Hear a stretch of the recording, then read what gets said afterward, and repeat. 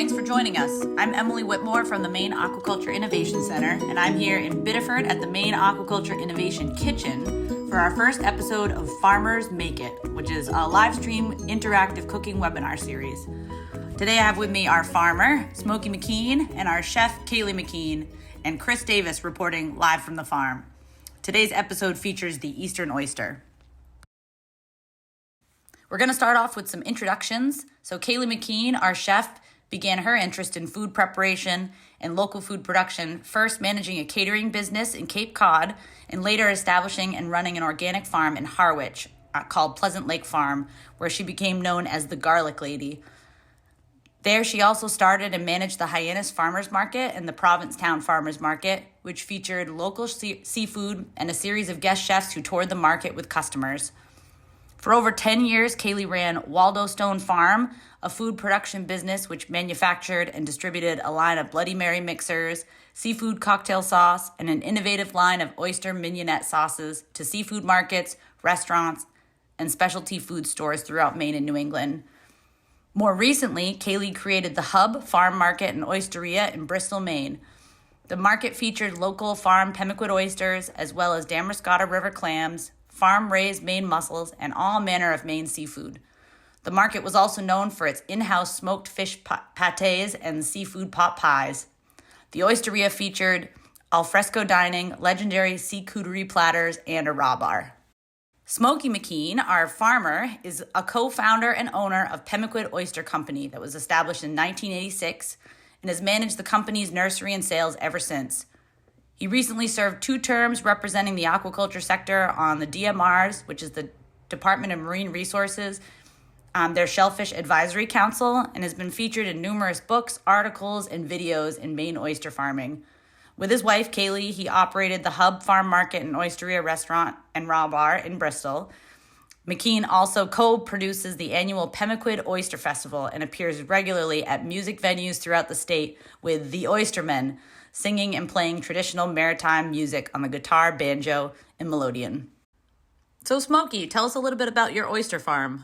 Oysters can have optimum growth at 80 degrees, so it just affects everybody else. The oysters are okay at 80 degrees. I don't know what we're starting to catch blue crabs, which is a new thing in the last few years. Yeah.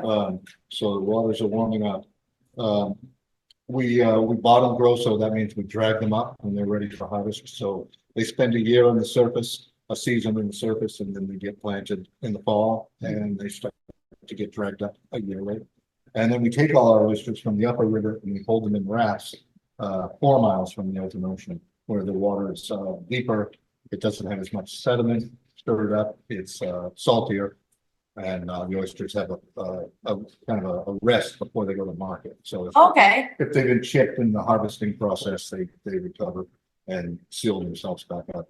Oh, neat. So they're fresh, ready to go, salty and clean. Yeah, that's awesome. How many people you have working on your farm? We have I have 2 partners in the farm, Dr. Chris Davis and Dr. Carter Mills, and we all went to college together some odd years ago, and they were both marine scientists, and I studied philosophy, so I became the philosopher with the group of us. We have right now 3 to 4 employees. Yeah. That's awesome. Do you want to give a little intro to Kaylee while she's over here? Well, she's awful busy. I hate to disturb her over there. Kaylee's been in the food business for a while now. She used to manage a catering company in Cape Cod.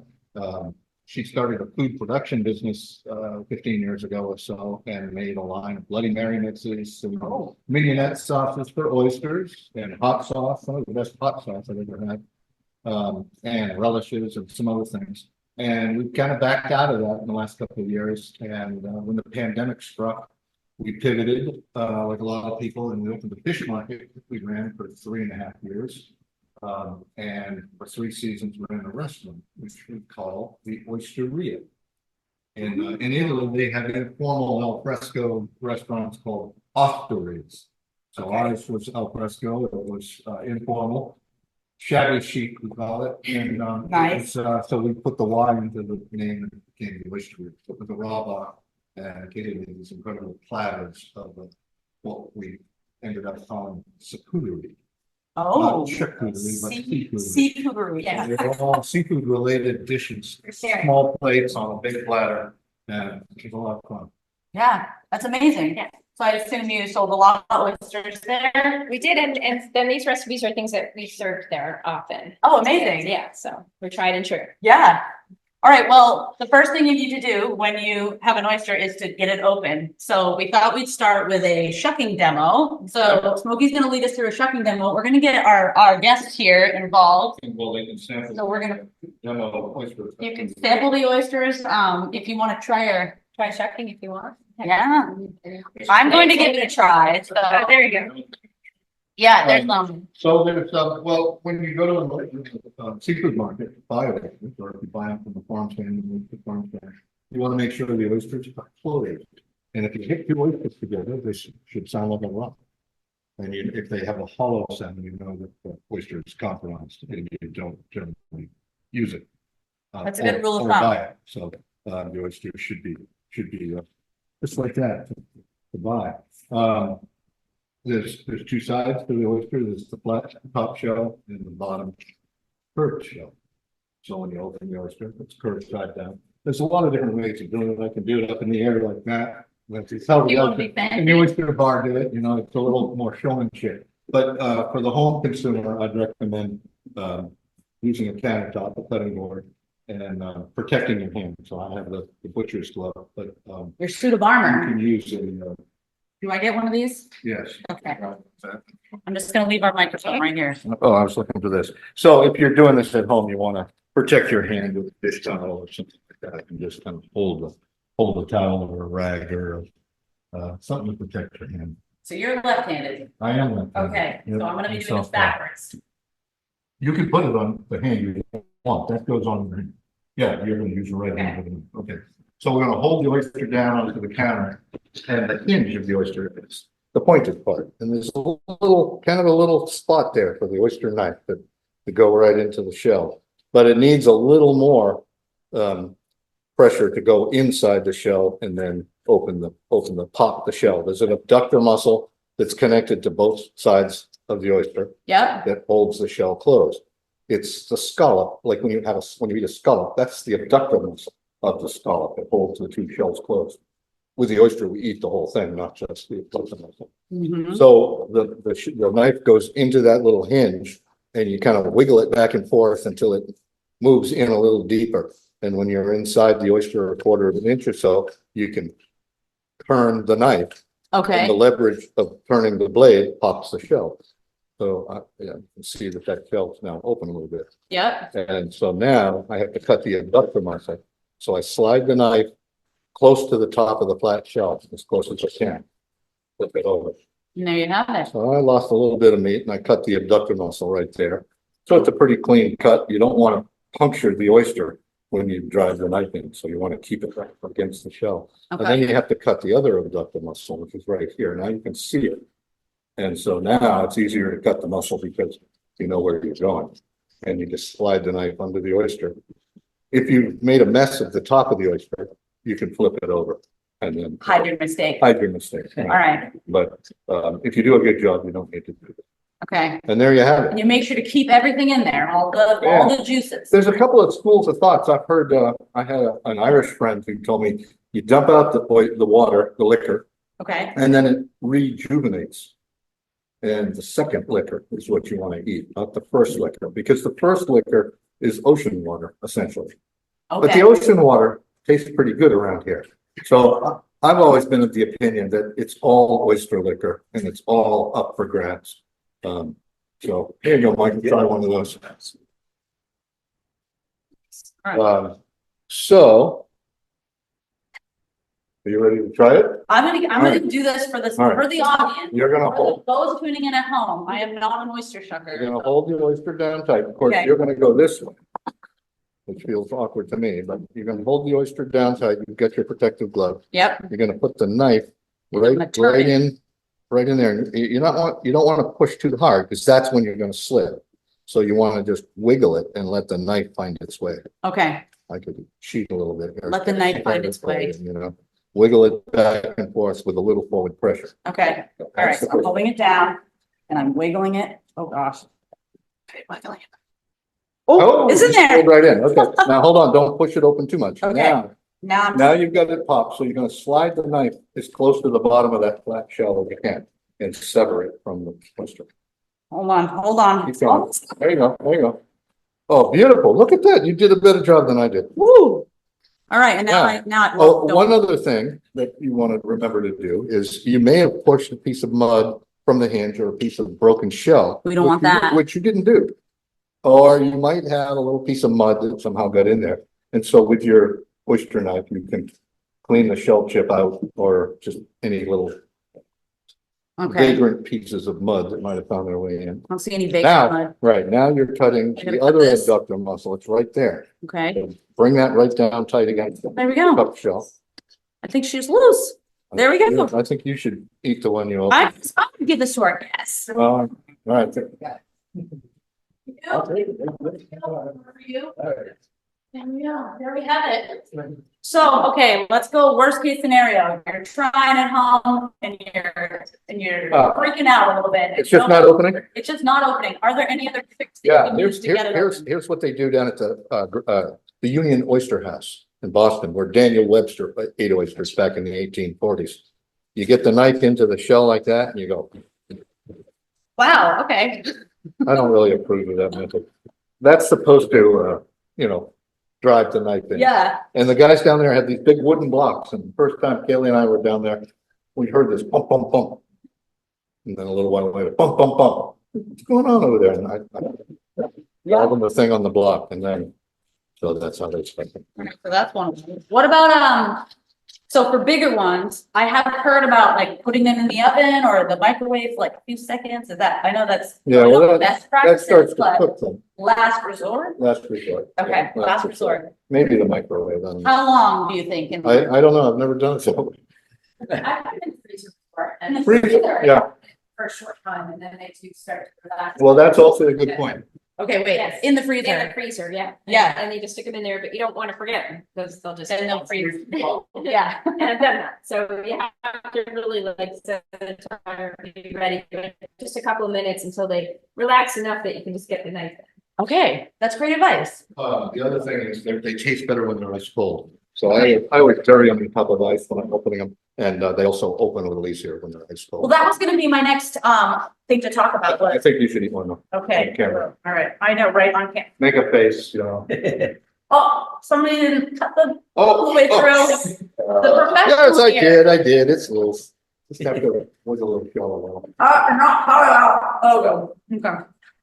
Okay, That's why you always serve it with something that you think this is gracefully. so you just have to do that in front of everybody. It was delicious. That was fantastic. Okay, so my next topic was oysters are raw, so sometimes that can make me feel like a little uneasy about, so what can I do at home to make sure that I'm using best practices for safe handling when I buy them and when I take them home? and when I eat them? Good question. In the summertime, it's the real critical time to think about that. There's a bacteria that grows naturally in the water of the entire coast, Atlantic Pacific. That's called Vibrio, Okay, and Vibrio will multiply in the warm air. Mhm. So we're under strict protocols from the 1st of June to the 1st of October to keep the oysters as cold as possible when we harvest them. So when we take the oysters out of the water, we have 2 hours from the time we take them out of the water to the time they're in our walk-in cooler. And then we have 3 hours to make sure the temperature of the oyster has dropped to 50 degrees Fahrenheit. okay. So, and we keep records so that if anything happened to anybody later, we can look back and make sure that we followed the protocol. Right, You and I would be okay. We'd have a bellyache. We've got a little bit of Vibrio, but if you were immune compromised or had other health issues, it could be more serious. yeah, So it's a very serious public health thing. So when you buy the oysters, make sure that you're buying them. They should be cold. They should be kept cold on ice Mhm. or in refrigeration. When you bring them home, you can keep them in the refrigerator for, heck, you can keep them in a good refrigerator for a couple of weeks. And they're Really? still going to be fine. okay, but the fresher the better. Yeah. You can't even tell the difference between 3 or 4 days as far as the freshness of the oyster. I don't think. But you also can extend the shelf life by holding them at home in a dish and piling them up on top of each other with the cup side down. Okay. And the weight of the ones on top will help the ones on bottom keep their muscles. And a damp cloth. The damp cloth to keep the air from drying out as it blows from the refrigerator. All right, a damp pot at the top. On the And when you take them home from the market on a 90-degree day, keep them in a bag with some ice. yeah. Okay. Don't put them in the back window of the car and go shopping. Yeah, that's not, yeah. Okay, so bottom line is just keep them Keep on them ice, cold. and farmers are doing a lot of stuff to prevent, so they're icing. Right, Okay. icing or mechanical refrigerator. Yep, okay, all right. So I think the only other, yeah, you covered all my questions about, we talked a little bit about where to buy oysters. Did we cover that yet? Well, a good seafood market in Maine. Most of the seafood markets now carry oysters. Yeah. When I was first peddling oysters 25 years ago, I came down to Portland and I knocked on all these restaurant doors, and I found about 10 restaurants in the entire city that had any interest in having fresh Maine oysters. Yeah, Now, and I would sell about 1,000 oysters a week yeah, at that point to those restaurants in Portland. Now there are probably 50 restaurants that have oysters on their menu, and some of those restaurants sell 10,000 a week. wow, So it's an entirely different thing. That's why we have 150 oyster farms, yeah, and there's a market still for all the oysters. Thanks, So you Jay. can buy them in Portland, Harbor Fish, in Scarborough. We're close to the Scarborough. There's a place called Pine Pine-Tree Seafood, Tree Seafood. Right? Thank you. right? And Harbor Fish has a place in Scarborough, Yeah, and they carry our oysters and a lot of the farmed oysters from Maine. yeah, There's other markets up and down the coast. We sell to Jess's Market and Brapham's Seafood and Rockport and Jess's and Rockland and Simmons Seafood and Damascala. yeah, We sell to a lot of restaurants, and as I say, there's probably 50 restaurants in Maine that are good places to go to eat Maine oysters, yeah. and all of them down the coast. So one other question that I just thought of, so people talk about the marijuana Mhm. of the oyster, can you talk about that? Like when Absolutely. you're going out to shop, you're seeing all these different farms and different, yeah, It's very interesting. The same oyster, this is a Crestostea virginica, that's Okay. the Latin name for it. And that's the species of oyster. And on the west coast, they have gigas, that's a different species. It has a different character. Ours are better. of course. They're better. I won't go into that, but the same oyster is grown from the Texas Gulf Coast all the way around to the northern shore of New Brunswick. And so, it's the same oyster, yet it's not the same oyster, because when you're drinking that oyster liquor, that's the ocean water that the oyster shell clamped its shell tight as you lifted it out of the water. Yep, And so it has a little bit of the ocean water. So you're tasting the ocean water from where the oyster was retrieved. And I don't know if you've ever swum in the Gulf of Mexico, but the water up when you get a mouthful of seawater, body surfing, it tastes entirely different than it does from Possum Beach. yeah, So that's part of it, but it's also what they eat. You are what you eat. And the oysters are filtering phytoplankton, microalgae, and there are 800 varieties, or I'm not a scientist, but I hang out with scientists. There's probably 800 or more varieties of algae that oysters might eat in different areas. And Yeah. probably different algae that grow on the Alabama coast or on the North Carolina coast, or Virginia or Chesapeake Bay, work your way up to Maine. So that's a difference, and that's the real terroir. Well, if they're grown on the bottom, they might get a kind of an earthy flavor sometimes. These don't really have that earthy flavor. They're grown on hard bottom. Yeah. But if you want a muddier bottom, you might have a little bit of a muddy taste or an earthy taste.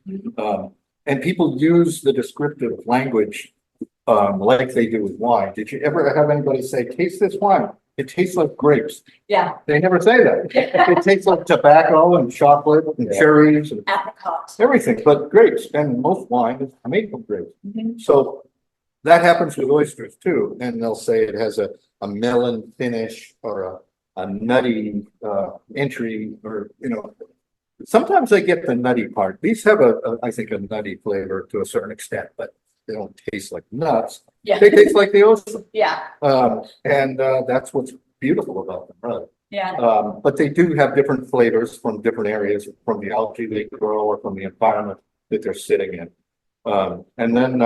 Another thing that's really key is that cold water oysters grow a little slower, of course, so they get a harder shell, but they also in the winter hibernate. And when they prepare for the winter hibernation, they put on a glycogen, a sugar. And so they're literally sweet this time of year from now until Christmas. Wow. Or even afterwards. But around here, the oysters won't be feeding after late October, middle of November, depending on how long Indian summer lasts. Yeah. So they build up, their shell gets harder, the meat inside gets plumper, the shell stops growing in length and width, but gets a little thicker. And the oyster plumps up inside the shell and it puts on that sugar. And so they're fat and plump and sweet. So fall is the best So fall time. is the best time. The old adage about don't eat oysters that don't have an R in them. Mhm. That's really just the summer, May through August. Yeah. And that's when they get produced. That's when there's more bacteria in the hot southern waters. They don't taste very good from hot water. Yeah. They taste better from colder But waters. if you make then it's still it's gonna be thin Yeah. and a little bit watery, and so there oftentimes people will say, well, I had pemmicates last fall and they were totally different. Well, they were. They're still pemmicates, but they are different from pemmicates in the fall because that's when they're plump and delicious and ready to be eaten. Yeah. Yeah. So they have a season. Yeah, they really do. Yeah. Yeah. Well, this has been super informative. Do we have any questions from the audience? Any questions from the audience? Not yet? All right. It's because we're so thorough. We've covered everything. Why don't we turn it to Kaylee and let's talk about what we're gonna. Oh, Chris, yeah, we're gonna I talk to think- Chris. I almost Chris forgot. is- Chris has Chris been is waiting. waiting. Chris, okay, so Chris Davis is out on the farm. And we're gonna, I think we're gonna. You're gonna see him on the We're gonna screen? see him up on the screen and you're all gonna see him who are tuning in. He's gonna talk a little bit about how oysters are grown. Smokey started talking about the way they grow them on the bottom to grow out. And I think we're gonna see a couple cages from Chris. So we'll, is he with us yet? Is he here? We're here. Is he on?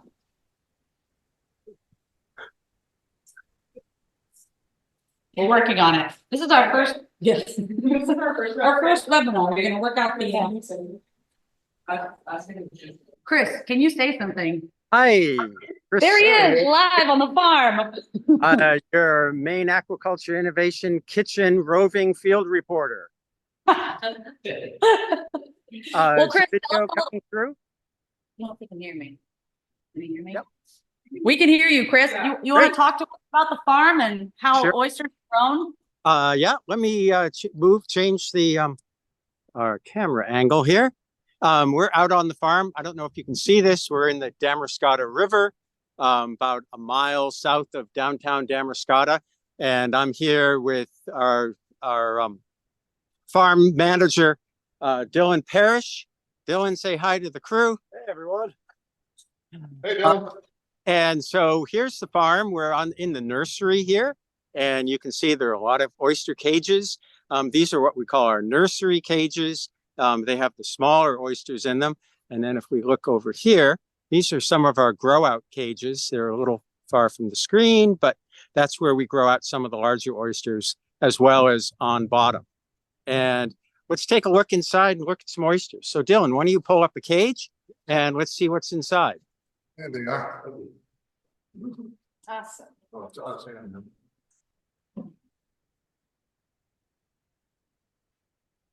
How many oysters do you have there, Dylan? So these bags are at their final density for the year, which is about 900 oysters per bag. These came out of a upweller system that we have at the marina in town.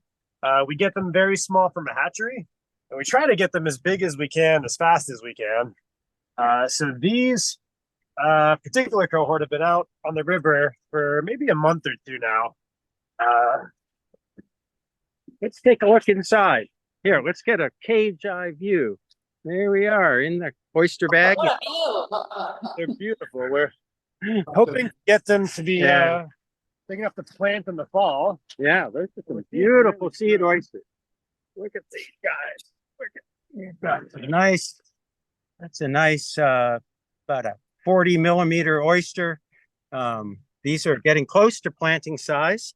What else can you say about them? We got a couple of doubles there. Couple doubles. You'll notice there's still small ones that are mixed in. They don't all grow at the same rate. Some of them seem to fall behind and don't quite catch up. Yeah. We will probably run all of these through we have a mechanical grader. Yeah. It's a tube sorter. We'll run them all through before we plant. And that way we can separate the smaller ones from the larger ones. And we'll end up overwintering them, putting them back out in the nursery in the spring, growing them back out and planting them next summer. But yeah, that way they don't get eaten by crabs. So we're not by the nursery raft right now, but a question came up. What is an oyster grater? An oyster grater. There are all kinds of methods for separating oysters by size. One that we use is a tube sorter.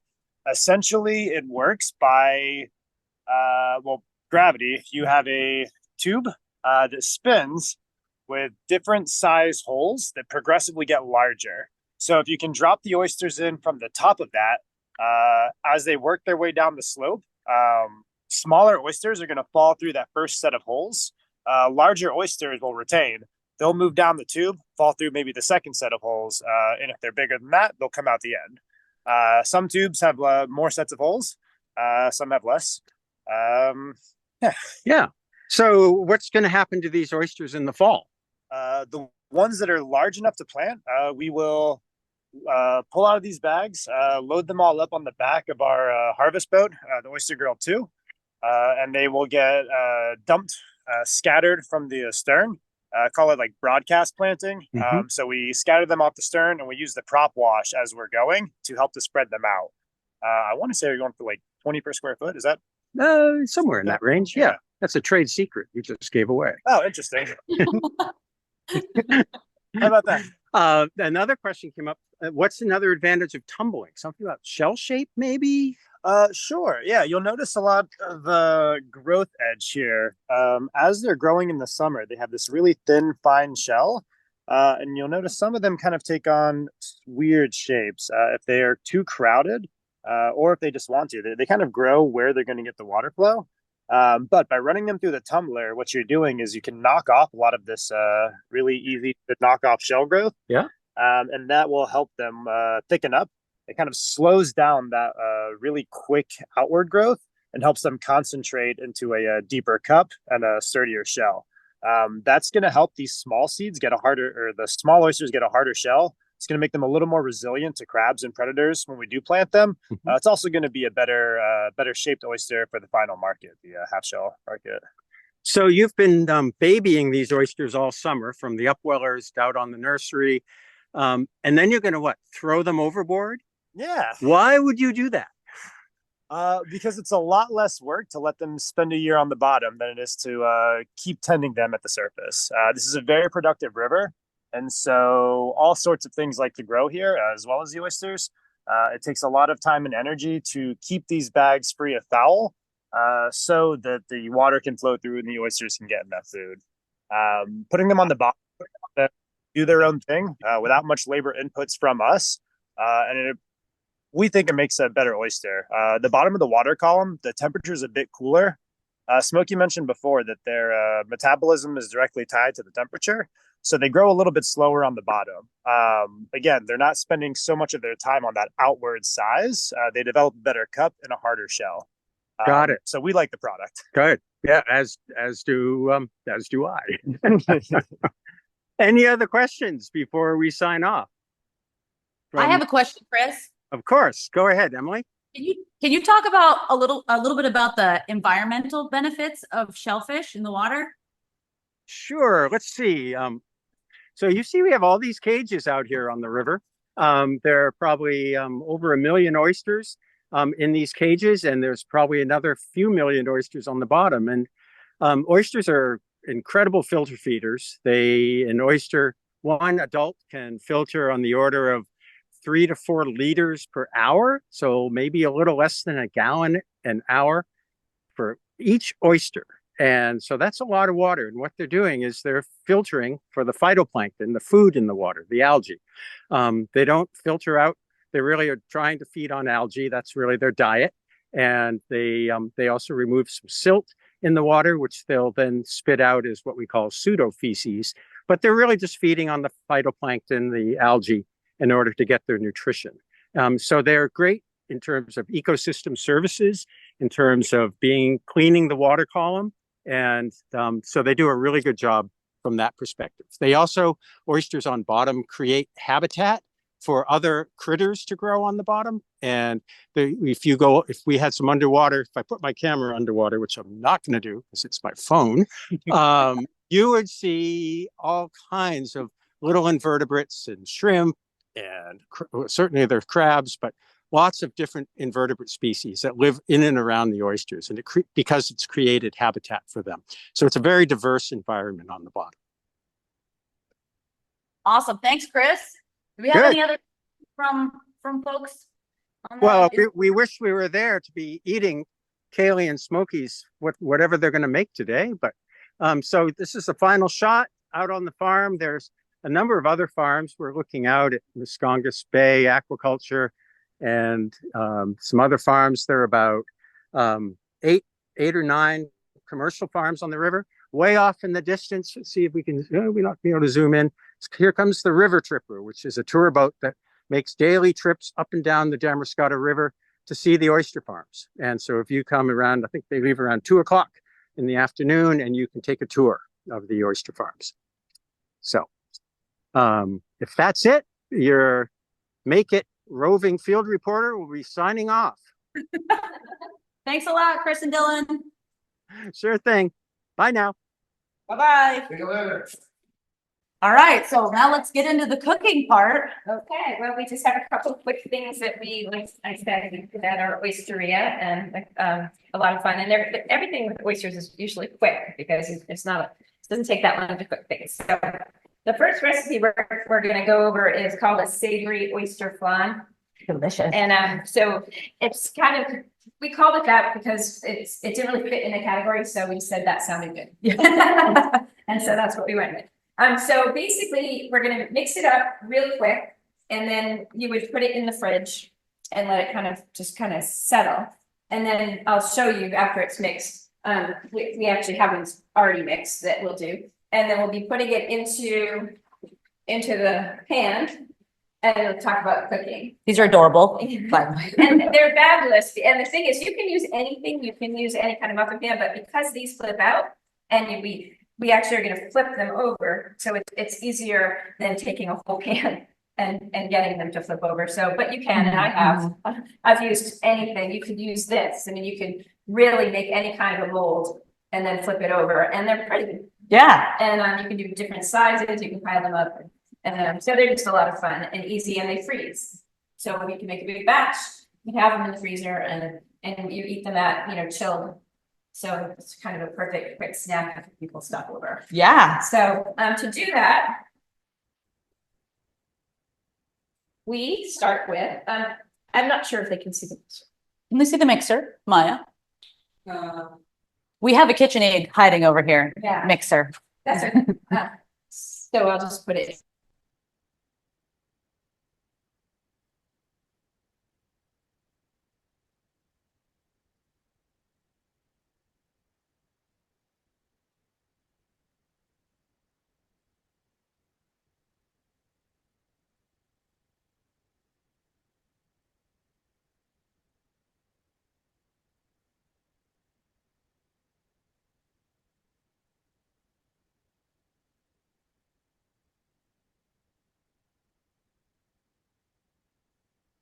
Apologies. Am I still on? Yeah, you're good. Okay. We're mixing. How much did we miss here? We're mixing up the cream cheese and the eggs in the KitchenAid. Correct. Mhm. And then we're just gonna give a quick chop to the shallots, which is 140, rough grams, and I threw some leeks in, but you don't have to. You can use red onion, Vidalia onion. You can use really whatever you want to use, whatever you have on hand. It's a pretty forgiving recipe, and so you want to give that a quick mix, and then to that, we're gonna add the oysters, which are, oh, right here, yes.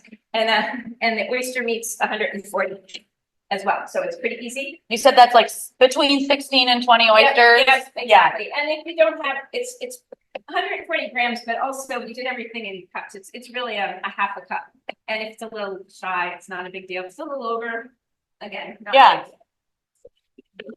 All right, so we're mixing and we're pulsing these. Yeah. How fine do you want those? These I'm gonna pulse those first. Okay. Just to get it more fine.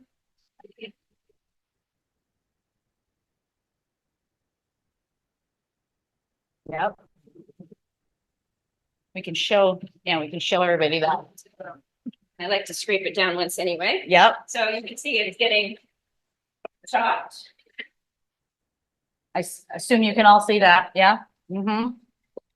So that's actually fine. And then you get closer to the center of the, yeah. Over here? Yeah. There we go. All right, there it is.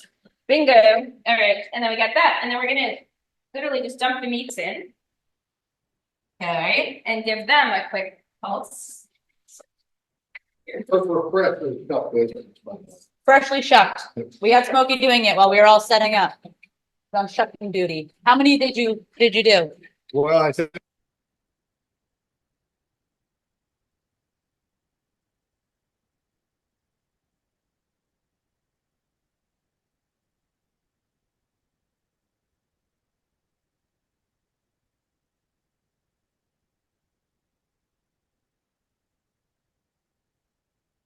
I'm so sorry. I keep hitting buttons. This is our temporary microphone. We're improvising as we go, but I think this is working just as well as long as I don't touch it. And we're pulsing over here. So we mixed the oysters right in. Into the shallot. Yep. And you don't want to make them so they're just so they disappear. You kind of want to have a little bit of oyster in there. So I Yep. like to do it too about that. And then we're just going to take that. Sorry. This is like cheesecake over And then there. this is going to go into the egg and cream cheese. Okay. I'm getting very excited to try this. Yeah.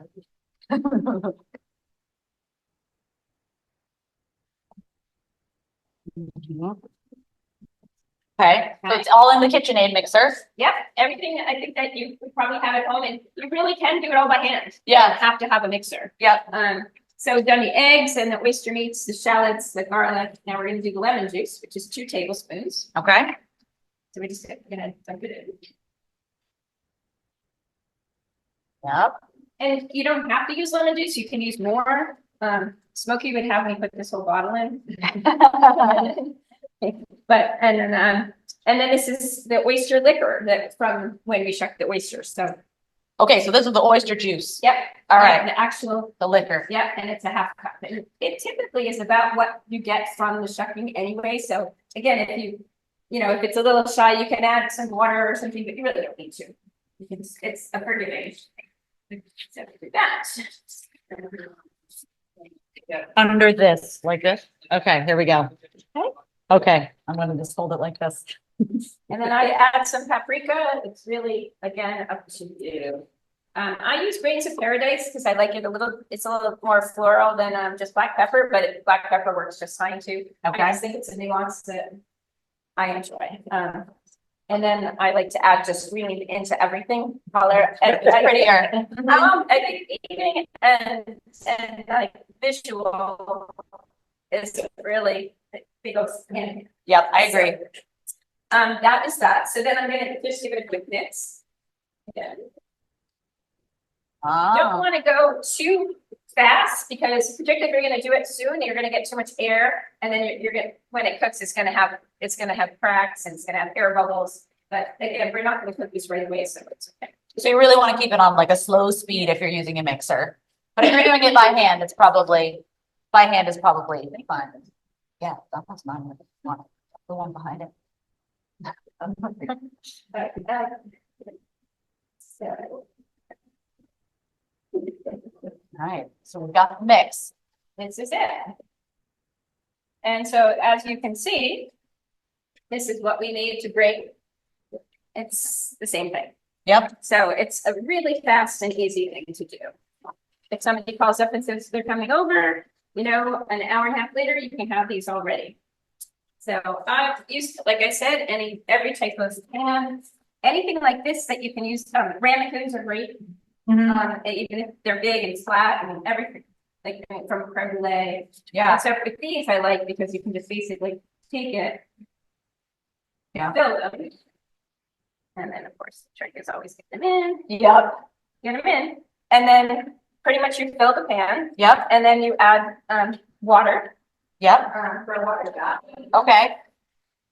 It's an important step. Water in the You're gonna have pan.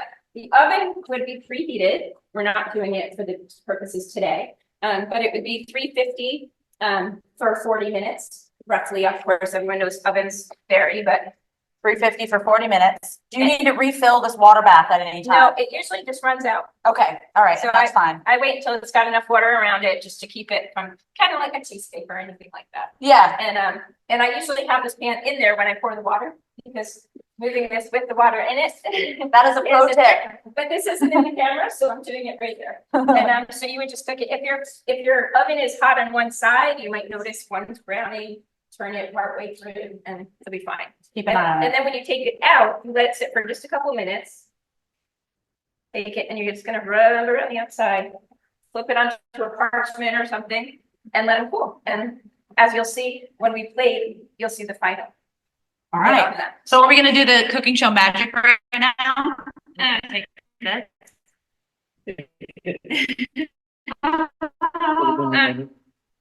Can't see, so here we go. Okay. We're going to put it in the oven. Okay. We're not going to forget it. No, you're not. And then we're going to pull this out of the. Okay, Well, it's cooled, right? it is cool, and these we are gonna make, All right.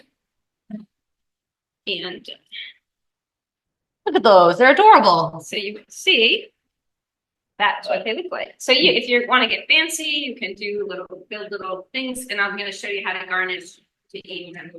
Yeah. Mhm.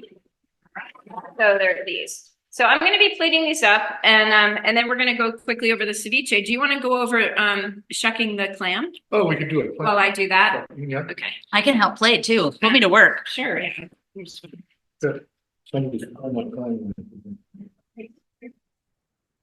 All right, we're gonna do a clam shuck now. Oh, this is a fancy clam knife, This is AKA a paring knife. This is a sharp paring knife. And the clam knife, I learned my clam shucking from Kaylee. I used to think you did it like an oyster and stuck the knife into the hinge. But with a quahog, this is a little neck. Mm-hmm. The animal is called a quahog. Whether they're little necks or cherry stones or top necks, they have graduated sizes that they grade them to. If you look at the clamshell, you can see that there's a ridge between the two shells on one side, and on the other side, the two shells come together really tightly. Okay, Here, you don't see the ridge right I here, see the ridge there. right there. Okay, So we're going to take the paring knife okay. and put it right into that ridge, and then hold the clam in the palm of your hand, and push down You're gonna have your armor on or your dishcloth. on the At paring knife. So now, if you don't get it the first time, it clams up. Oh, And so that one doesn't want to open now because it took me, I let it know ahead of time what was going on. So let's do this one. there, you got that one by So surprise. we cut it right in Yep. and peel the clam. Now, the funny thing about a clam compared to an oyster is that there's two abductor muscles. There's one right here and there's one right here. So this clam, I pulled the shell open and the clam is kind of torn between the two shells. So I have to take the knife, cut that abductor muscle, then swing it around to this side and cut that abductor muscle. And then I can flick the whole clam into one side. And now I still have two more muscles to cut. The other side of the shell. Mm-hmm. One there, turn the clam around again, and one there. And there's my shucked clam. So we're using these in the next dish. We're using this in the ceviche. Ceviche. Yeah. Yeah.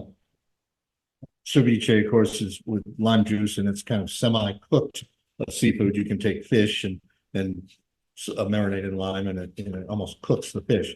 with oysters and clams, we're happy to eat them raw usually. Mm-hmm. But we're the ceviche that Kaylee makes, she likes to use other things besides just the oysters. So Yep. sometimes use cohogs, sometimes use squid. Oh, Squid is a fairly inexpensive local seafood. all right. So, well, Michael, want to try clam?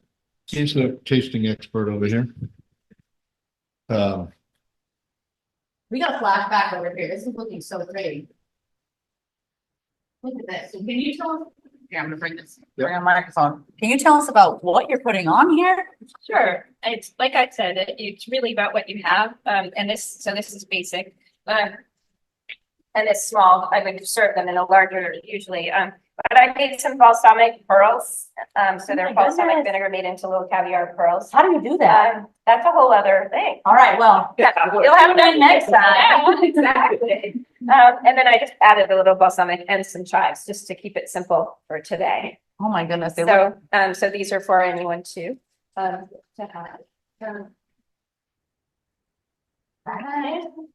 And one understood the audience and Here. Yeah, that's great. yeah, that's okay there. And This one has my name on it, I feel like. And there. Should we get one for our camera? Yes, We probably I'm sure I did plenty. There's. Here, we'll give him. Yeah. I'll take this one around. And I have more, so, and then, so that is the first, day. And the second day, again. Little forks. Why not? I mean, I'm gonna have a little taste while we get into the next one. This little pearl. Mm-hmm. The pearls can be made out of almost anything, and we've been talking about making them with seaweed. Yes, I wanted to, I didn't keep that.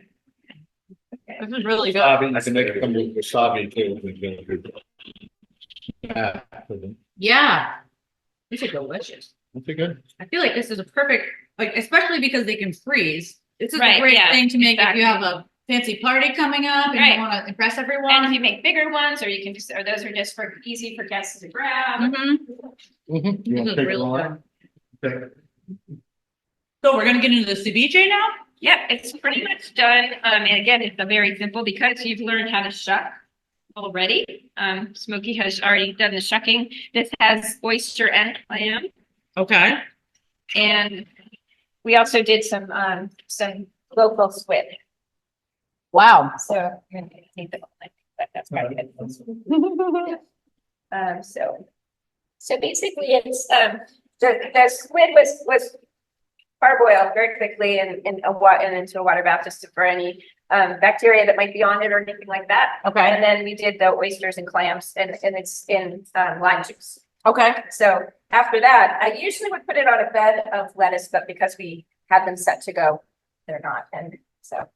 A bed of lettuce. Okay. That would be Or very anything. I pretty. wanted to actually do some seaweed underneath too, but this is our timing didn't quite work out today. I'm gonna eat the rest of my Yeah. pearls and then I'll be back with you. You want to open his chips? Yep. And so again, it's really whatever you want to do. Okay. You can use anything that you have around from the garden and this recipe. As a garnish? Yeah. So you got cucumbers, you got peppers. Peppers. What are the herbs you have on there? Cilantro, Oh, but I've used parsley before. Mm-hmm. I have not tried basil. It's more of like, has the more Mexican flair to it, I think. Mm-hmm. And then, to do that. And then color is always nice. So you put cherry tomatoes are in season. So you all know that. They are. So, again, when I was doing this at the restaurant, it was really like, what do we have? What do we want to use? That's gonna really bump this up a notch. And that's what. we Didn't did. you get this idea from the Bahamian I did. conch salad? Yeah, that's the root of this came from me spending time in the Bahamas and just falling in love with Bahamian conch salad. And that's where the squid comes in. It's very similar when it's, it's rubbery, but when it sits in all of it. And then I like to add a little bit of extra citrus. And I find that a little bit of orange tones down the lime and a little bit. Oh, that's orange. Yeah. Mm. It is. So the recipe for this is online, if you want the instructions on, or the amounts of things to add. Yeah. Again, you can make this into a really big meal, a big martini glass with lettuce and all kinds of things. It's fabulous. There's some pictures I think I showed you Yeah, of yep. things that you can do. This was actually meant for the leeks. Ooh, those fried leeks. Yeah, they're fried leeks. I had intended these on the other dish, so that's a okay. great idea. Delicious. We can just snack on them. Yes, exactly. And so, like I said, color, microgreens, Yep. These are very pretty. and you're pretty much like, suddenly everybody's sitting down and going, what are we gonna eat? Here you go. Yes. My final touch, and it's certainly not necessary, but Oh my is goodness. that I always put edible flowers. Look at that. Everybody has some nasturtiums in their yard. They don't use chemicals, I'm sure. So here we go. This is kind of. Well, the high farm on the way down here today, we've got some. Get those? Nice organic work. Megan, Yep. And that's pretty much Beautiful. a very quick ceviche. Amazing. So I like- oysters can be eaten, and you can have oysters. We had oyster pizza last night at home. So you can start with oysters on the half shell, you can have some flan, you can have some ceviche, Yeah. oyster pizza. So, yeah, Oyster pizza. So did you just put the oysters right on top? yeah. Wow. That's pretty good. wasn't just oysters, it had other things. Yeah, we had other things on it too, but so anyway, these are the, No tomato sauce. So white. Okay, a white pizza, like like you do like a clam pizza. Yeah, that makes yeah, sense. exactly We that. actually had clams too. So there you go. Yum. So the more stuff you have under it, the more it's more of a salad than something that you could almost drink this because it's got the liquor in it. Yeah, yeah. So that's pretty much just a couple things you can do. Let's see if we have time to, we're right at time. Wow. So Amazing. we'll come back and talk to you next. Yeah, we'll talk to Mindy next. Maybe we can get some, if you wouldn't mind sharing some recipes, we can post those to the website. Yeah, sure. So Yeah. you can have some of those. 'Cause This Absolutely. is all amazing and it And- makes oh, it at home. And the other thing was to be good. Oh, The best thing to serve with ceviche, traditionally, is orange juice. oh yeah. Because you need some fresh. Yep. Okay? You can just dip it right in, Yeah, right? you can, yeah. There we go. All right. Amazing. Well, thank you both so much. Thanks, It's been really a lot of fun. Tune in next time. November 7th is our next episode. We're going to be featuring mussels with Bangs Island mussels. And that will be, look this way. That will be on the website and you'll see some advertisements coming out about that soon. But thanks for tuning in.